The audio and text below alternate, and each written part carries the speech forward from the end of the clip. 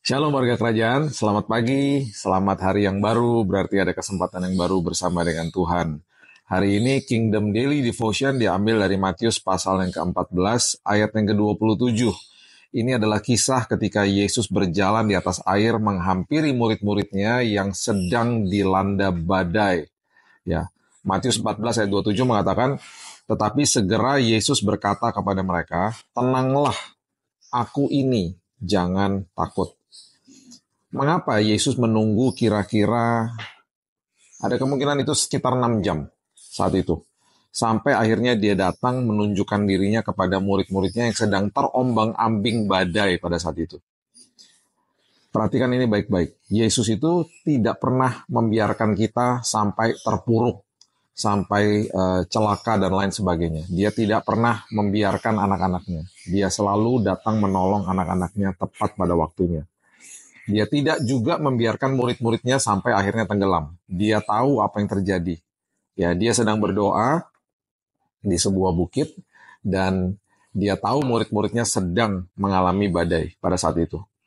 Dia sedang melakukan sesuatu yang tidak terpikir para murid dan juga dari diri kita pada hari ini. Ketika kita sedang ada di dalam sebuah badai. Nah, kata badai di dalam bahasa Ibrani itu artinya adalah seara. Seara itu artinya ketakutan. Badai itu artinya adalah ketakutan sebenarnya. Nah, hidup ini di dalam ketakutan merupakan masalah besar bagi seseorang. Karena kita nggak boleh sebenarnya hidup di dalam ketakutan. Takut normal, ketakutan itu nggak boleh. Ya. Jadi, badai dan ketakutan itu memiliki arti yang serupa dan juga sebenarnya tujuan yang serupa. Apakah itu? Nah, sebuah badai seringkali tidak perlu diredakan. Ada yang diredakan, tetapi ada yang Tuhan berkedaulatan lain. Dibiarkan saja sampai selesai badainya. Dan justru Tuhan mau kita ngelewati badai itu bersama-sama dengan Dia. Nah, sebuah ketakutan tidak bisa diatasi sebelum dihadapi. Jadi harus hadapi kan yang namanya ketakutan. Karena sebuah badai kehidupan akan memperlihatkan keaslian daripada iman kita sebenarnya di dalam Kristus Yesus. Sebuah badai bisa merupakan sebuah diagnosa yang buruk. Ketika kita mungkin dapat diagnosa tentang tubuh kita yang sedang sakit, bisa sebuah keretakan di dalam sebuah hubungan, atau sebuah masa depan yang tidak menentu, atau bahkan sebuah pergumulan di dalam pekerjaan atau usaha kita. Nah, perhatikan fakta ini. Yesus tidak meredakan badai pada saat itu. Tidak seperti di kisah yang lain. Dia berjalan di atas air, menembus badai tersebut. Dan bahkan Yesus tidak meredakan ombak, dia bahkan berjalan di atasnya. Dia berjalan di atas gelombang ombak yang sedang bergelora. Yesus tidak mengeluarkan para murid dari perahu yang terombang-ambing, tetapi dia membiarkan mereka memiliki kesempatan untuk bertumbuh dalam iman percaya mereka. Matius 14 ayat 22 sampai 26 kalau kita baca kisah keseluruhannya. Nah, badai terkadang dibiarkan Tuhan untuk membawa kita kepada tujuan yang sangat mulia, yaitu merubah karakter kita, menumbuhkan iman kita, bahkan membuat karakter kita menjadi karakter yang tahan uji. Dan kita akhirnya sadar bahwa penyertaannya Tuhan itu tidak pernah gagal. Ingat, kita tidak pernah sendirian. Yesus selalu beserta dengan kita. Bahkan kalau kita baca kisah ini, itu betul-betul akhirnya muridnya sadar bahwa selagi ada badai, selagi ombak bergelora, Yesus berjalan di atas gelombang atau ombak yang sedang bergelora. Berarti dia sedang memberitahu kepada murid-muridnya, saya berjalan di atas badai. Saya berkuasa atas badai. Itu sebabnya bukannya Tuhan membiarkan kita kalau seolah-olah kita merasa sendirian. Kita tidak pernah sendirian.